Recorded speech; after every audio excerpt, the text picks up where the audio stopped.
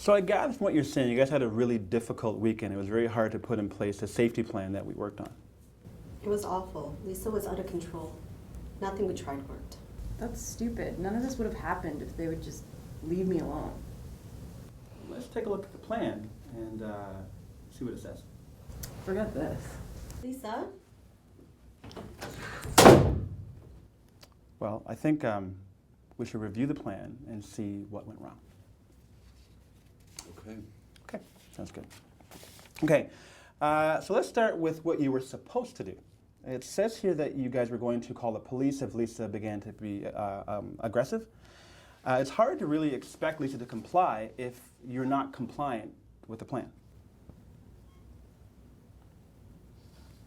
I think it's time to get tough with her. I mean, does your child protection worker know that you didn't call the police?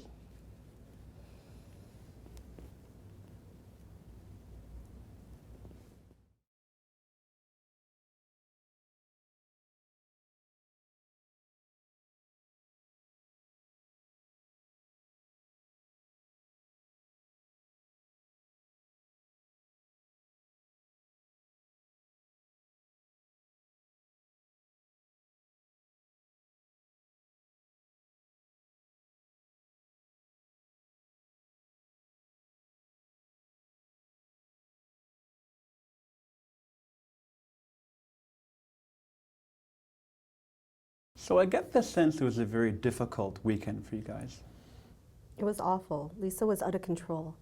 Nothing we tried worked. Maybe the plan we created from last week wasn't very helpful. I'm wondering if we can revisit it. This time we can include what you've learned and maybe try to make a plan that works for all of us. This is a waste of time. I'm just gonna wait for you guys in the car.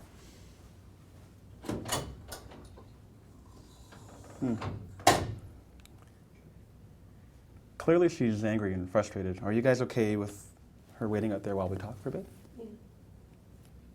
Yeah.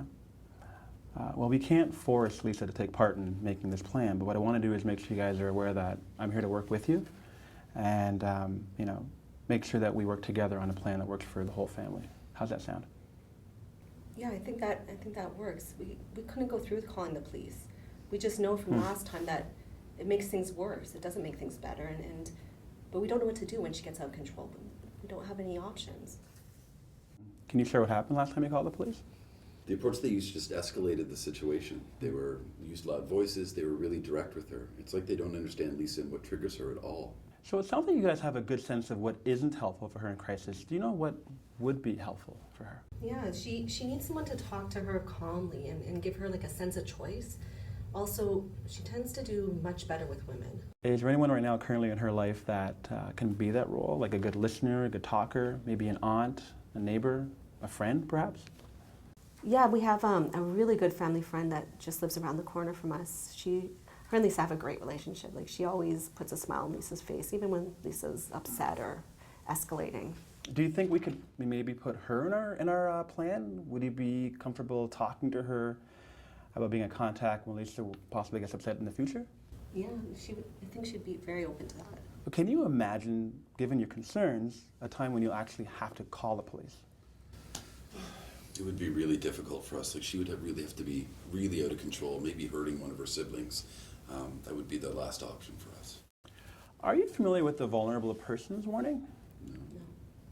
Okay, well that's info you can give to the police that will help them to assist your daughter when she's in crisis. Info that will help them to really understand fully what's going on. What are your thoughts on that? I don't know. I haven't heard of it, but if you think it'll help, I mean, we'd like to look into some more options other than calling the police.